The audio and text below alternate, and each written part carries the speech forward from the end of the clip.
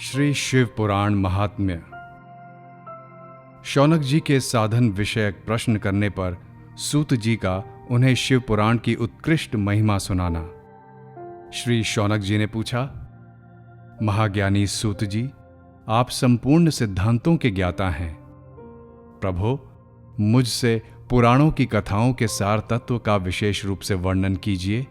ज्ञान और वैराग्य सहित भक्ति से प्राप्त होने वाले विवेक की वृद्धि कैसे होती है, तथा साधु पुरुष किस प्रकार अपने काम क्रोध आदि मानसिक विकारों का निवारण करते हैं।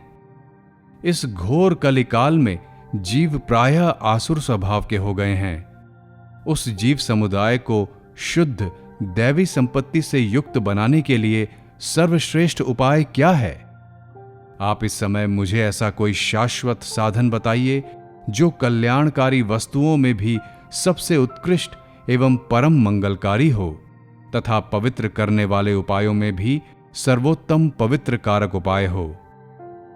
तात, वह साधन ऐसा हो जिसके अनुष्ठान से शीघ्र ही अंतःकरण की विशेष शुद्धि हो जाए, तथा उससे निर्मल चित्त वाले पुरुष को सदा के लिए शिव की प्राप्ति हो जाए। श्री सूत जी ने कहा, मुनि श्रेष्ठ शौनक, तुम धन्य हो, क्योंकि तुम्हारे हृदय में पुराण कथा सुनने का विशेष प्रेम एवं लालसा है। इसलिए मैं शुद्ध बुद्धि से विचार कर तुमसे परम उत्तम शास्त्र का वर्णन करता हूं। वत्स, वह संपूर्ण शास्त्रों के सिद्धांत से संपन्न, भक्ति आदि को बढ़ाने वाला तथा भगवान शिव को संतुष्ट करने वाला है। कानों के लिए रसायन, अमृत स्वरूप तथा दिव्य है, तुम उसे श्रवण करो। मुने, वह परम उत्तम शास्त्र है। शिव पुराण, जिसका पूर्व काल में भगवान शिव ने ही प्रवचन किया था, यह काल रूपी सर्प से प्राप्त होने वाले महान त्रास का विनाश करने वाला उत्तम साधन है। गुरु व्यास ने सनत कुमार मुनि का उपदेश पाकर बड़े आदर से संक्षेप में ही इस पुराण का प्रतिपादन किया है। इस पुराण के प्रणयन का उद्देश्य है कलयुग में उत्पन्न होने वाले मनुष्यों के परम हित का साधन। यह शिव पुराण परम उत्तम शास्त्र है। इसे इस भूतल पर भगवान शिव का वांग्मय स्वरूप समझना चाहिए और सब प्रकार से इसका सेवन करना चाहिए। इसका पठन और श्रवण सर्वसाधन रूप है। इससे शिव भक्ति पाकर श्रेष्ठतम स्थिति में पहुंचा हुआ मनुष्य शीघ्र ही शिव पद को प्राप्त कर लेता है। इसीलिए संपूर्ण यत्न करके मनुष्यों ने इस पुराण को पढ़ने की इच्छा की है, अथवा इसके अध्ययन को अभीष्ट साधन माना है। इसी तरह इसका प्रेम पूर्वक श्रवण भी संपूर्ण मनोवांछित फलों को देने वाला है। भगवान शिव के इस पुराण को सुनने से मनुष्य सब पापों से मुक्त हो जाता है, तथा इस जीवन में बड़े बड़े उत्कृष्ट भोगों का उपभोग करके अंत में शिवलोक को प्राप्त कर लेता है। यह शिव पुराण नामक ग्रंथ 24,000 श्लोकों से युक्त है। इसकी 7 संहिताएं हैं। मनुष्य को चाहिए कि वह भक्ति, ज्ञान और वैराग्य से उत्पन्न हो बड़े आदर से इसका श्रवण करे। 7 संहिताओं से युक्त यह दिव्य शिव पुराण परब्रह्म परमात्मा के समान विराजमान है और सबसे उत्कृष्ट गति प्रदान करने वाला है। जो निरंतर अनुसंधान पूर्वक इस शिव पुराण को बांचता है अथवा नित्य प्रेम पूर्वक इसका पाठ मात्र करता है, वह पुण्यात्मा है, इसमें संशय नहीं है। जो उत्तम बुद्धि वाला पुरुष अंतकाल में भक्ति पूर्वक इस पुराण को सुनता है, उस पर अत्यंत प्रसन्न हुए भगवान महेश्वर उसे अपना पद, धाम प्रदान करते हैं। जो प्रतिदिन आदर पूर्वक इस शिव पुराण का पूजन करता है, वह इस संसार में संपूर्ण भोगों को भोग कर अंत में भगवान शिव के पद को प्राप्त कर लेता है। जो प्रतिदिन आलस्य रहित हो रेशमी वस्त्र आदि के वेष्टन से इस शिव पुराण का सत्कार करता है, वह सदा सुखी होता है। यह शिव पुराण निर्मल तथा भगवान शिव का सर्वस्व है। जो इहलोक और परलोक में भी सुख चाहता हो उसे आदर के साथ प्रयत्नपूर्वक इसका सेवन करना चाहिए।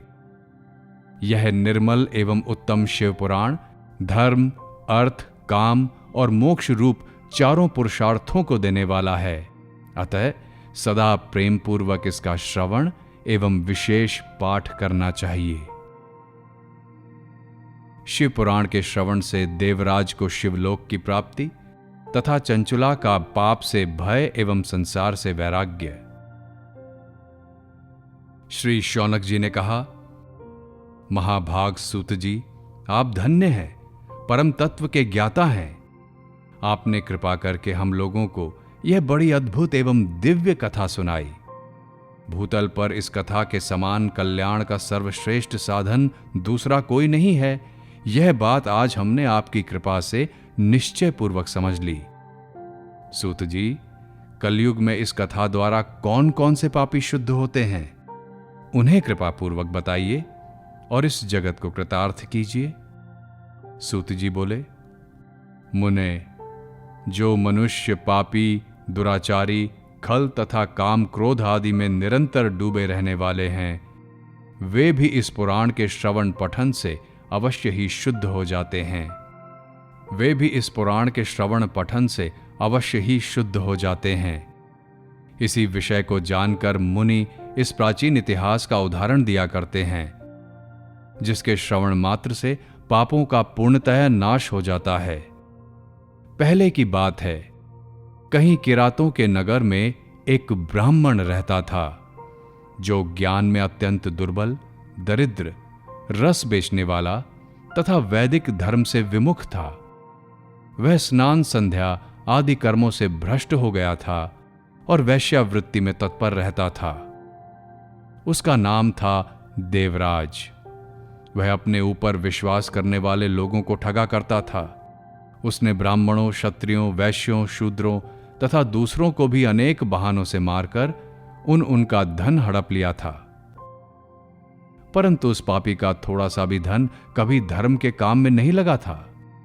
वह वैश्यागामी तथा सब प्रकार से आचार भ्रष्ट था। एक दिन घूमता घामता वह देवयोग से त्रितिष्ठानपुर झूसी प्रयाग में जा पहुंचा। वहां उसने एक शिवालय देखा, जहां बहुत से साधु महात्मा एकत्र हुए थे। देवराज उस शिवालय में ठहर गया, किंतु वहां उस ब्राह्मण को ज्वर आ गया। उस ज्वर से उसको बड़ी पीड़ा होने लगी। वहां एक ब्राह्मण देवता शिव पुराण की कथा सुना रहे थे। ज्वर में पड़ा हुआ देवराज ब्राह्मण के मुखारविंद से निकली हुई उस शिव कथा को निरंतर सुनता रहा। 1 मास के बाद वह ज्वर से अत्यंत पीड़ित होकर चल बसा। यमराज के दूत आए और उसे पाश से बांधकर बलपूर्वक यमपुरी ले गए। इतने में ही शिवलोक से भगवान शिव के पार्षदगण आ गए। उनके गौर अंग कर्पूर के समान उज्ज्वल थे, हाथ त्रिशूल से सुशोभित हो रहे थे। उनके संपूर्ण अंग भस्म से उद्भासित थे और रुद्राक्ष की मालाएं उनके शरीर की शोभा बढ़ा रही थीं। वे सब के सब क्रोधपूर्वक यमपुरी में गए और यमराज के दूतों को मार पीट कर बारंबार धमकाकर उन्होंने देवराज को उनके चंगुल से छुड़ा लिया और अत्यंत अद्भुत विमान पर बैठाकर जब वे शिवदूत कैलाश जाने को उद्यत हुए, उस समय यमपुरी में बड़ा भारी कोलाहल मच गया। उस कोलाहल को सुनकर धर्मराज अपने भवन से बाहर आए। साक्षात दूसरे रुद्रों के समान प्रतीत होने वाले उन चारों दूतों को देखकर धर्मज्ञ धर्मराज ने उनका विधि पूर्वक पूजन किया और ज्ञान दृष्टि से देखकर सारा वृत्तांत जान लिया। उन्होंने भय के कारण भगवान शिव के उन महात्मा दूतों से कोई बात नहीं पूछी, उल्टे उन सब की पूजा एवं प्रार्थना की। तत्पश्चात वे शिवदूत कैलाश को चले गए और वहां पहुंचकर उन्होंने उस ब्राह्मण को दया सागर सांब शिव के हाथों में दे दिया। शौनक जी ने कहा, महाभाग सूत जी, आप सर्वज्ञ हैं। महामते, आपकी कृपा प्रसाद से मैं बारंबार कृतार्थ हुआ। इस इतिहास को सुनकर मेरा मन अत्यंत आनंद में निमग्न हो रहा है। अतः अब भगवान शिव में प्रेम बढ़ाने वाली शिव संबंधिनी दूसरी कथा को भी कहिए। श्री सूत जी बोले, शौनक, सुनो, मैं तुम्हारे सामने गोपनीय कथा वस्तु का भी वर्णन करूंगा, क्योंकि तुम शिव भक्तों में अग्रगण्य और वेद वेत्ताओं में श्रेष्ठ हो। समुद्र के निकटवर्ती प्रदेश में एक वाशकल नामक ग्राम है, जहां वैदिक धर्म से विमुख महापापी द्विज निवास करते हैं। वे सब के सब बड़े दुष्ट हैं।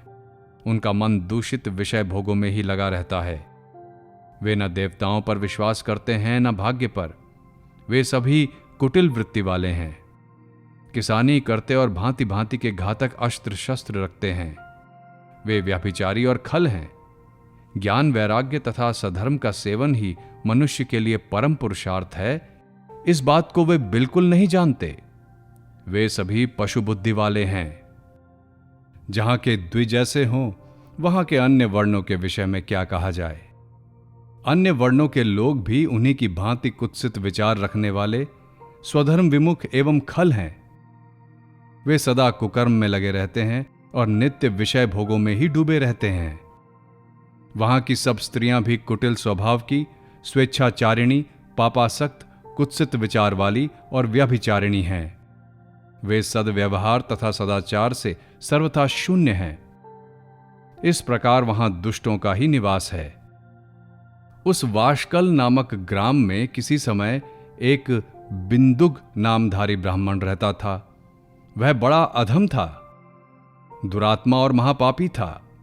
यद्यपि उसकी स्त्री बड़ी सुंदर थी, तो भी वह कुमार्ग पर ही चलता था। उसकी पत्नी का नाम चंचुला था। वह सदा उत्तम धर्म के पालन में लगी रहती थी, तो भी उसे छोड़कर वह दुष्ट ब्राह्मण वैश्यागामी हो गया था। इस तरह कुकर्म में लगे हुए उस बिंदुक के बहुत वर्ष व्यतीत हो गए। उसकी स्त्री चंचुला काम से पीड़ित होने पर भी, स्वधर्म नाश के भय से क्लेश सहकर भी दीर्घ काल तक धर्म से भ्रष्ट नहीं हुई, परंतु दुराचारी पति के आचरण से प्रभावित हो आगे चलकर वह स्त्री भी दुराचारणी हो गई। इस तरह दुराचार में डूबे हुए उन मूढ़ चित्त वाले पति पत्नी का बहुत सा समय व्यर्थ बीत गया। तदंतर शूद्र जातीय वैश्या का पति बना हुआ वह दूषित बुद्धि वाला दुष्ट ब्राह्मण बिंदुक समय अनुसार मृत्यु को प्राप्त हो नरक में जा पड़ा। बहुत दिनों तक नरक के दुख भोगकर वह मूढ़ बुद्धि पापी विंध्य पर्वत पर भयंकर पिशाच हुआ। इधर उस दुराचारी पति बिंदुक के मर जाने पर वह मूढ़ हृदया चंचुला बहुत समय तक पुत्रों के साथ अपने घर में रही। एक दिन दैवयोग से किसी पुण्य पर्व के आने पर वह स्त्री भाई बंधुओं के साथ गोकर्ण क्षेत्र में गई। तीर्थ यात्रियों के संगम से उसने भी उस समय जाकर किसी तीर्थ के जल में स्नान किया। फिर वह साधारणतः मेला देखने की दृष्टि से बंधुजनों के साथ इधर उधर घूमने लगी। घूमती घामती किसी देव मंदिर में गई और वहां उसने एक दैवज्ञ ब्राह्मण के मुख से भगवान शिव की परम पवित्र एवं मंगलकारिणी उत्तम पौराणिक कथा सुनी। कथावाचक ब्राह्मण कह रहे थे कि जो स्त्रियां परपुरुषों के साथ व्यभिचार करती हैं, वे मरने के बाद जब यमलोक में जाती हैं, तब यमराज के दूत उनकी योनि में तपे हुए लोहे का परिघ डालते हैं। पौराणिक ब्राह्मण के मुख से यह वैराग्य बढ़ाने वाली कथा सुनकर चंचुला भय से व्याकुल हो वहां कांपने लगी। जब कथा समाप्त हुई और सुनने वाले लोग सब वहां से चले गए, तब वह भयभीत नारी एकांत में शिव पुराण की कथा बांचने वाले उन ब्राह्मण देवता से बोली, ब्राह्मण, मैं अपने धर्म को नहीं जानती, इसलिए मेरे द्वारा बड़ा दुराचार हुआ है। स्वामिन, मेरे ऊपर अनुपम कृपा करके आप मेरा उद्धार कीजिए। आज आपके वैराग्य रस से ओतप्रोत इस प्रवचन को सुनकर मुझे बड़ा भय लग रहा है। मैं कांप उठी हूं और मुझे इस संसार से वैराग्य हो गया है। मुझ मूढ़ चित्त वाली पापनी को धिक्कार है। मैं सर्वथा निंदा के योग्य हूं। कुत्सित विषयों में फंसी हुई हूं और अपने धर्म से विमुख हो गई हूं। हाय, न जाने किस किस घोर कष्टदायक दुर्गति में मुझे पड़ना पड़ेगा, और वहां कौन बुद्धिमान पुरुष कुमार्ग में मन लगाने वाली मुझ पापिनी का साथ देगा। मृत्युकाल में उन भयंकर यमदूतों को मैं कैसे देखूंगी? जब वे बलपूर्वक मेरे गले में फंदा डालकर मुझे बांधेंगे, तब मैं कैसे धीरज धारण कर सकूंगी? नरक में जब मेरे शरीर के टुकड़े टुकड़े किए जाएंगे, उस समय विशेष दुख देने वाली उस महायातना को मैं वहां कैसे सहूंगी? मेरा हृदय विदीर्ण हो गया और मैं सब प्रकार से नष्ट हो गई, क्योंकि मैं हर तरह से पाप में ही डूबी रही हूं। ब्राह्मण, आप ही मेरे गुरु, आप ही माता और आप ही पिता हैं। आपकी शरण में आई हुई मुझ दीन अबला का आप ही उद्धार कीजिए, उद्धार कीजिए। सूत जी कहते हैं, शौनक, इस प्रकार खेद और वैराग्य से युक्त हुई चंचुला ब्राह्मण देवता के दोनों चरणों में गिर पड़ी। तब उन बुद्धिमान ब्राह्मण ने कृपापूर्वक उसे उठाया और इस प्रकार कहा। ब्राह्मण बोले, नारी, सौभाग्य की बात है कि भगवान शंकर की कृपा से शिव पुराण की इस वैराग युक्त कथा को सुनकर तुम्हें समय पर चेत हो गया है। ब्राह्मण पत्नी, तुम डरो मत, भगवान शिव की शरण में जाओ। शिव की कृपा से सारा पाप तत्काल नष्ट हो जाता है। मैं तुमसे भगवान शिव की कीर्ति कथा से युक्त उस परम वस्तु का वर्णन करूंगा, जिससे तुम्हें सदा सुख देने वाली उत्तम गति प्राप्त होगी।